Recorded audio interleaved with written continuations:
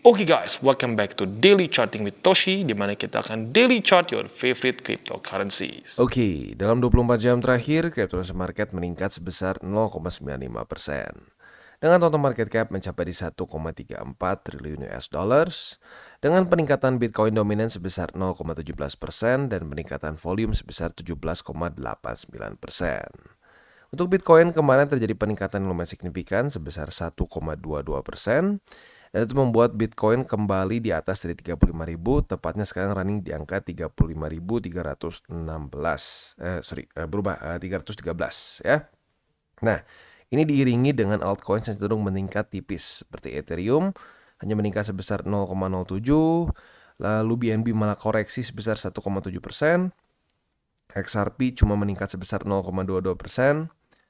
Solana, nah ini ya memang Solana lagi hot banget ya. Ini dia unik lagi sendiri, malah ngepam lagi 6,23. Tetapi yang lain seperti Cardano dan lain-lain masih cenderung drop ya. Cenderung peningkatannya tipis begitu maksudnya ya. Nah, selanjutnya kita bisa di sini tentunya itu menyebabkan Bitcoin dominance meningkat. Nah, untuk economic calendar kita bisa lihat hari ini tuh tanggal 8 ya. Kita ubah dulu ke GMT plus 7 seperti biasa. Nah, untuk hari ini kita bisa lihat dari US itu ada berapa nih? 2 data penting. Sebenarnya bukan yang satu data lah, yang satunya lagi adalah speech dari Jerome Powell. Ini akan keluar nanti jam 9:15. Nah, untuk ini bukan kita tunggu forecast, tapi kita tunggu aja langsung speech-nya. Harapan kita apa? Harapan kita adalah speech-nya itu cenderung dovish ya.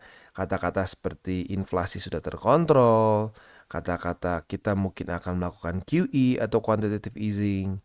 Nah, itu yang kita tunggu dari Jerome Powell ya. Jadi buat lo yang mau lihat nih ya bisa nonton di Bloomberg biasanya ya. Itu jam 9:15 malam ini ya.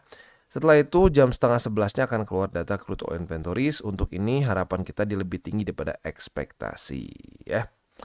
Oke, itu untuk hari ini tanggal 8. Untuk besok ya tanggal 9 hari Kamis. Coba kita cek ya. Tanggal 9 hari Kamis akan keluar data initial jobless claim. Ini tentunya cukup penting juga, langsung berhubungan dengan the Fed juga ya. Jadi ya seperti yang gue sudah bilang di sebelumnya, yang biasa ngaruh itu adalah tingkat pengangguran dan juga interest rate gitu ya. Oke, selanjutnya kita akan geser ke news, dan news ini datang dari Jerman ya, di mana DZ Bank ya adalah bank terbesar ketiga di Jerman. Sekarang mulai untuk melakukan crypto custody untuk institutional investor ya. Nah, ini menunjukkan lagi-lagi apa? Perbankan tidak mau ketinggalan begitu ya. Jadi kalau gue pribadi sih ya melihat ini adalah satu potensi untuk orang-orang, mungkin betul-betul bukan cuma orang biasa ya, tapi para investor-investor besar untuk bisa mendapatkan kripto begitu ya, atau punya bisa mulai punya kripto lewat si DZ Bank ini begitu ya. Nah, detailnya adalah CDC Bank ini tepatnya adalah bank ketiga terbesar di Jerman by asset size ya.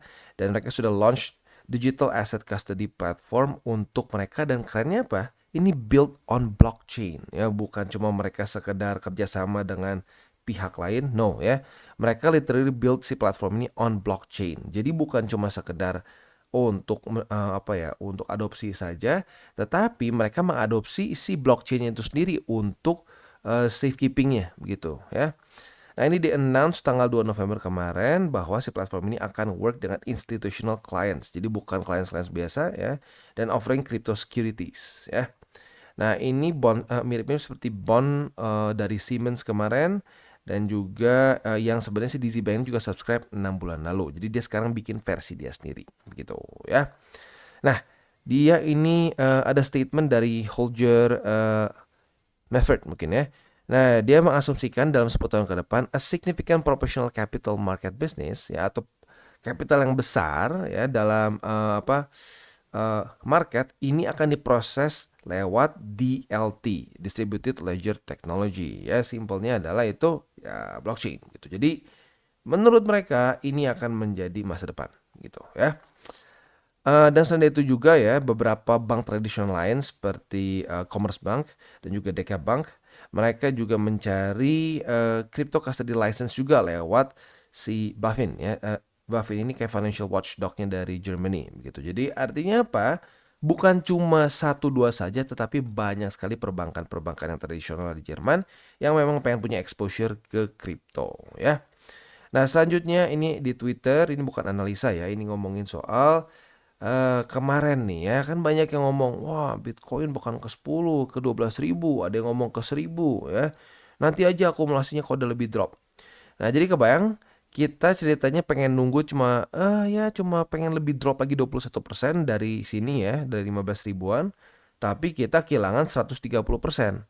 Nah, ini yang sering kali terjadi sama orang-orang yang nunda-nunda DCA gitu. Jadi, kalau lu nanya, "Bang, kapan sih waktu yang bagus untuk DCA? Apa udah lewat?" Nggak, terus sekarang DCA. Buat lo yang sudah akumulasi di sini terus DCA, buat yang baru mulai di sini DCA, baru yang mau mulai sekarang juga terus DCA gitu ya. Oke, selanjutnya kita akan masuk ke TA kita. Untuk Bitcoin kita bisa di sini kondisinya bagus ya, sesuai dengan PR kita kemarin, dan dia bahkan posisi long kita sudah kena target TP ya. Nah, untuk sekarang PR-nya yang pertama adalah kalau bisa dia hari ini tembus 35.439 dan daily close di atas dari situ sehingga membuat higher high ya. Karena hari ini ada potensi bisa double top nih kalau sampai hari ini ke reject lagi ke bawah gitu ya. Nah, yang kedua adalah bertahan di atas dari 34.826 ya. Itu untuk di daily-nya. Nah, untuk di weekly-nya kita bisa lihat di sini dia oke ya. Si bull support band juga masih ya lagi mendekat terus. Jadi harapan gua adalah dia terus bisa bertahan di sini di atas dari 32.500 gitu sampai dijemput oleh bull support band. Nah, untuk indeks dolar ini hari apa ya? Ini hari Rabu. Oh ya, masih kebuka ya. Nah, kalau kita lihat di sini literally sesuai dengan pembahasan kita kemarin, apa yang terjadi? Drop ke bawah, retest 1, retest 2. Nah, hari ini retest kedua nih. Semoga hari ini ke reject lagi dan indeks dolar bisa lanjut membuat lower low. Itu harapan gua untuk indeks dolar ya. Oke, jadi kurang lebih seperti itu untuk makronya. Selanjutnya kita akan masuk ke buy limit. Tetapi sebelum kita masuk ke buy limit, seperti biasa gua akan disclaimer dulu bahwa semua konten dari TC ini bukanlah financial advice. Ini semua bentuknya adalah edukasi ya. Lalu bagaimana cara untuk mendukung TCI? Ada banyak caranya. Lo bisa like our video, bisa share our video, atau juga bisa menggunakan link referral kita di bawah. Salah satunya buat lo yang mungkin butuh hardware wallet bisa pertimbangkan untuk beli di Encrypt ya. Karena Encrypt ini adalah authorized reseller dari berbagai macam brands yang ada di sini ya. Oke, selanjutnya kita akan dengar dulu pesan-pesan dari sponsor kita pada hari ini. Oke, today's video is brought to you by Bybit. Dimana di Bybit ini kita bisa melakukan berbagai macam hal, mulai dari trade sesimpel spot trading, ataupun juga kita bisa derivative trading. Dan tentunya di Bybit ini banyak sekali promo-promo, salah satunya sekarang sedang berjalan adalah 8 juta USDT prize pool yang kita bisa dapatkan di 2023. Dan ada Lamborghini dan juga Rolex yang menunggu kalian. Dan juga buat kalian tertarik untuk masuk di Bybit, ada juga sign up bonus mencapai 5.000 USD ya. Di sini tentunya kita bisa lakukan berbagai macam hal ya, trade berbagai macam aset class juga. Buat kalian tertarik bisa silakan menggunakan link referral kita di bawah, dan buat update mengenai mengenai segala macam hal yang paling baru mengenai Bybit bisa cek di link description kita di bawah. Oke, dan seperti biasa kita mulai dulu dengan Bitcoin. Untuk Bitcoin buy limit pertama di 34.886. Buy limit kedua di 34.512 dan buy limit ketiga di 33.849. Untuk posisi futuresnya sudah terjadi ini ya target TP ya, retest 1, retest 2 di sini kita berarti sudah mengantongi profit sebesar 1,5%-an ya. Nah, untuk hari ini sudah juga terjadi retest 1, retest 2 di 35.439 sebagai resisten. Maka dari itu kita juga sudah punya posisi short.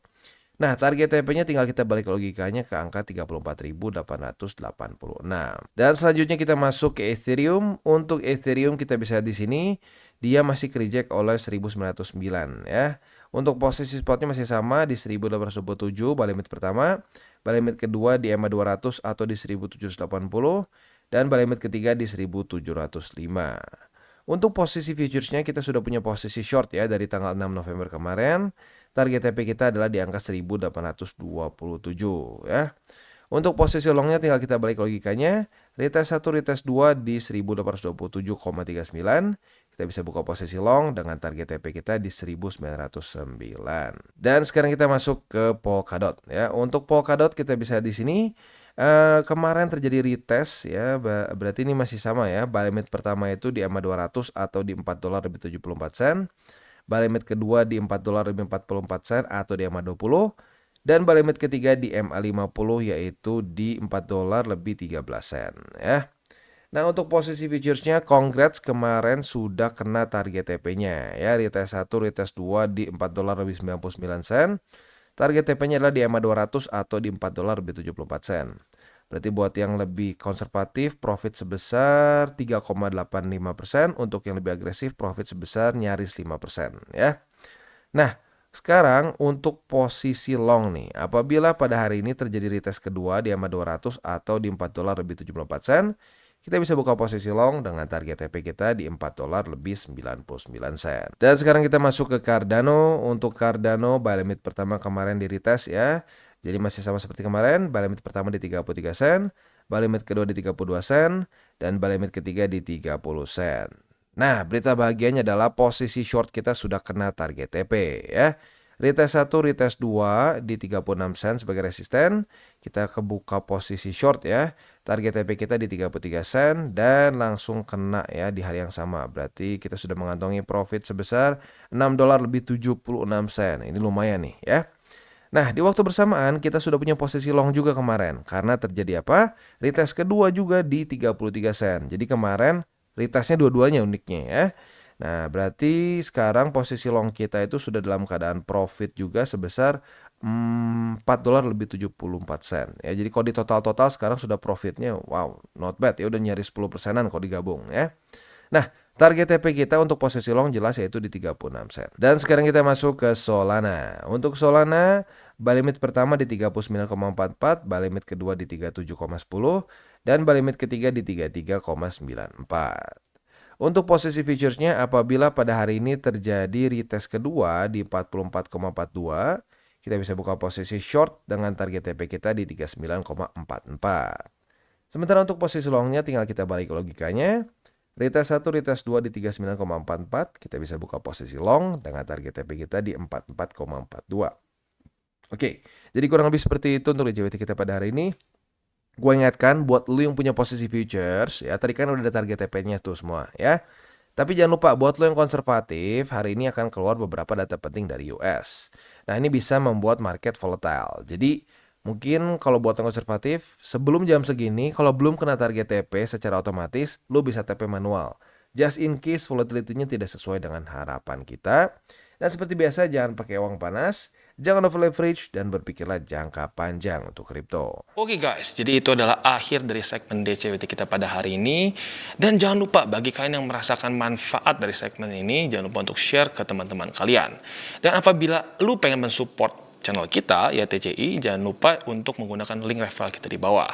Nggak wajib ya, tetapi apabila lu menggunakan link referral kita di bawah, ada macam-macam ya, dari Bybit, Huobi, Maxi, toko kripto, dan banyak lagi ya.